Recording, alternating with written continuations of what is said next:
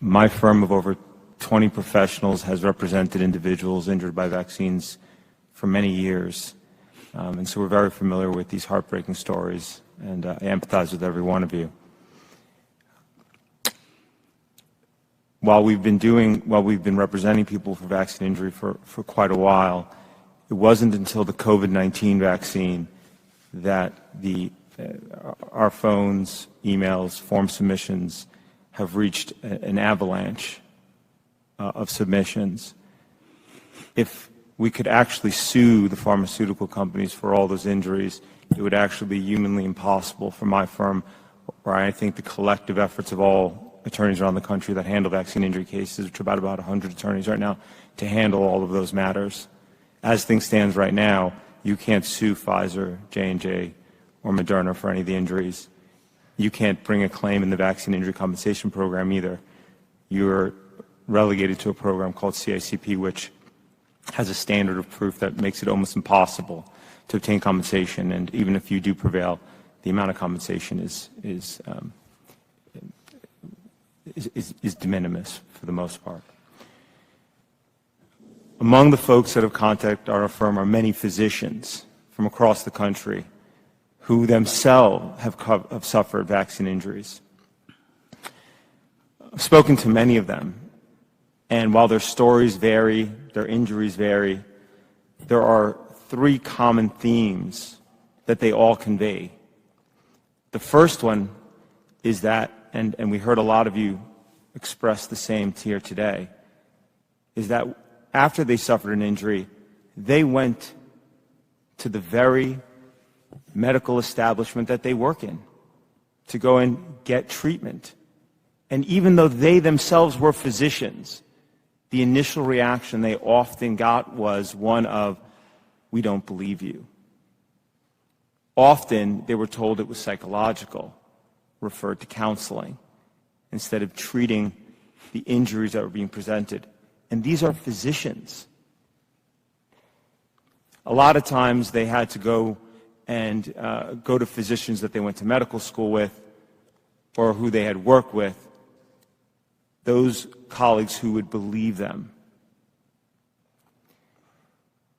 The other common theme is that they, for the most part, report that they submitted a VAERS report, that they had to do it, and often their physicians didn't, and that after submitting the VAERS reports, like many of you, they expected a phone call.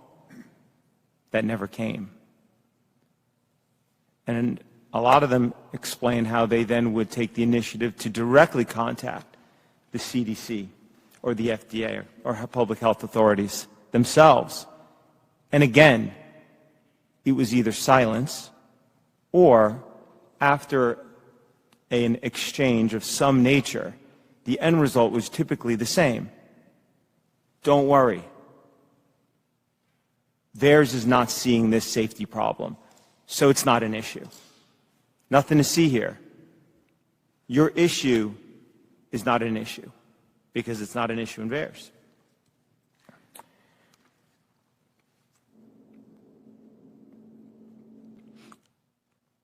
One of the things that I often ask physicians who contact the firm is, will you make public the failing of our public health agencies? And that often has the same reaction as well. And that is one of immense fear. The fear of retaliation from public health officials and the medical establishment if they come forward with even their own story of their own injury is palpable. No physician agreed to go forward until, as you pointed out, Senator, Dr. Patricia Lee, who herself was not injured by a vaccine, but as a matter of conscience, she simply could no longer sit idly by after seeing a series of extraordinarily serious injuries after COVID vaccinations. She did what every other physician should do. She reported those series of cases to VAERS. She was expecting that somebody would contact her. And nobody did. And not just any cases. A young woman who's pregnant became paraplegic, lived just long enough to have her baby and die a month later. 2 other young women who lost most of their small intestines. Incredibly devastating injuries. She waited for the call that never came. And when it didn't come, she did what many of you did. She wrote a letter directly to the CDC and the FDA. This letter right here. She sent it on September 28, 2021. It's publicly available. You can read what she sent them. She waited 1 day, 2 days, 7 days. No response. On the 8th day, my firm sent a letter asking the FDA and CDC, are you really going to ignore this mainstream pediatrician trained at Harvard and Georgetown medical centers who is telling you about serious injuries from this product? They did respond to her eventually. And they even actually had a meeting with her. And what did they tell her? Nothing to see. There's no safety signal in VAERS, so everything is fine. The most incredible part of that meeting is after Dr. Patricia Lee relayed the stories in detail that would bring tears to most folks' eyes. She asked Dr. Marks and the other 5 representatives from the FDA and CDC, do you have any questions? Exactly. That's exactly what she got, the silence that you hear. Until eventually, Dr. Marks did begin to speak and explain to her, VAERS is a wonderful system and we're not seeing safety signals. Everything's fine. The act of bravery by Dr. Patricia Lee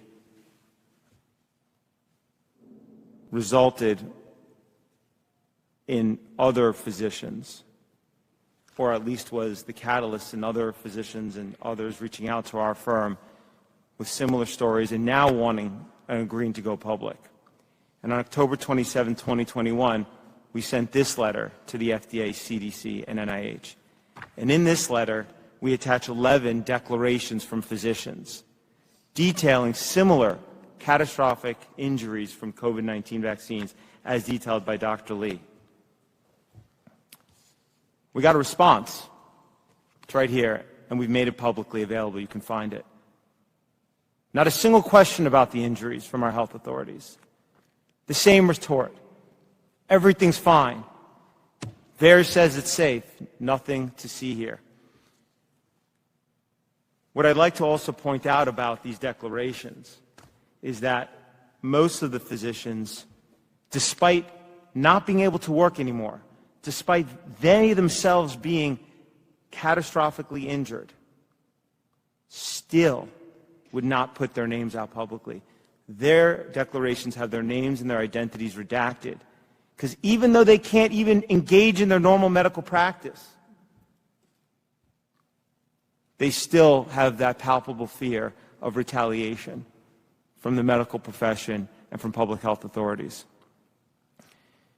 For those who did put their names out there, hopefully it will encourage other physicians, and that snowball will hopefully lead to recognition, and that is what is the first step to addressing the injuries everybody's described here today. Until public health authorities acknowledge these injuries, you can't seek treatment.